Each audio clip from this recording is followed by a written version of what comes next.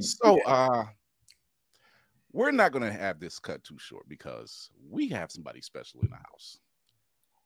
I was introduced to him through Mad TV, Pulp Fiction, and then Static Shock, then Samurai Jack, and then Foster's Imaginary Home for Kids, and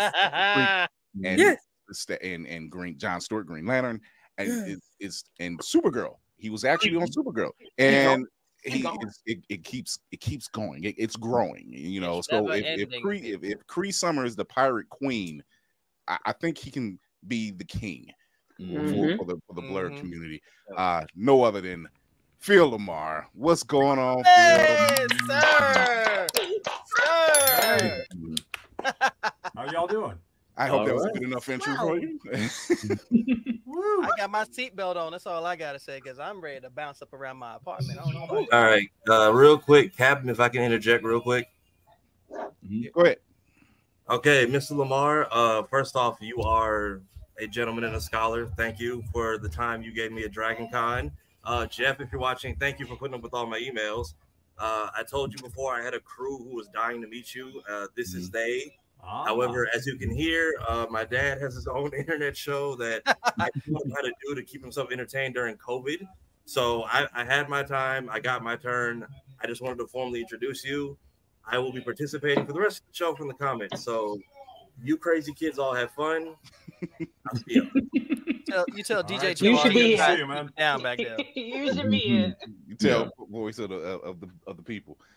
Phil, our first time meeting was actually in March 2020 at Wizard World Cleveland. You were my first celebrity interview, and it was actually the weekend the world decided to shut down. Right. That was the last con before COVID. Yes, and you, the person I was with, the two people I was with at the time, they were like, "Are you going to talk to him?" I'm saying, "Yes, I fought all of this to get here."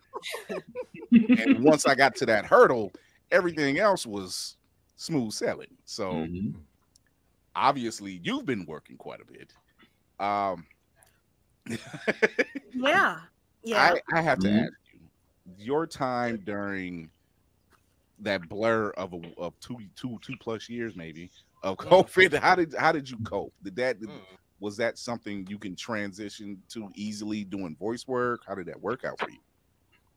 Well, no, we got really lucky, those of us in the animation world, because it took them about a month to realize you can create a cartoon virtually. You know, all the animators had to, take all their data and take their computers home, and they went home and did their work. And then they realized, oh, the voice actors can do their work from home too. And I mean, it was, I was lucky because I already had a booth here in my house. Because when my son got big, we wanted to move him from the little kid room to the big room. It used to be my office. So I'm like, all right, no, go ahead. I don't want to stand in the way of your puberty. So I went and built a booth. And good enough, when COVID hit, I'm like, yeah, I can record from home. Whereas, tons of my other friends were like, oh, dang it, I got to sit in my closet and sweat. I had one friend, a classic, legendary voice actor. She's on the phone. It's like, oh, dang it, I got to go buy a laptop. Like, ma'am? How you been doing your auditions? I just get on my phone inside the car. There we go. You split on yourself. Hostile takeovers and lack of equipment. There we go, folks. Sometimes you got thuggy. I get it.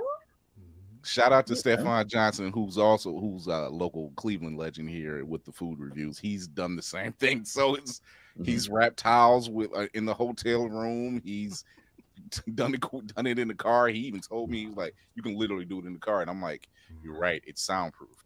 You're right. I mean, the truth of the matter is, though, it would have been traumatic for us had this hit 10 years prior. Oh, yeah.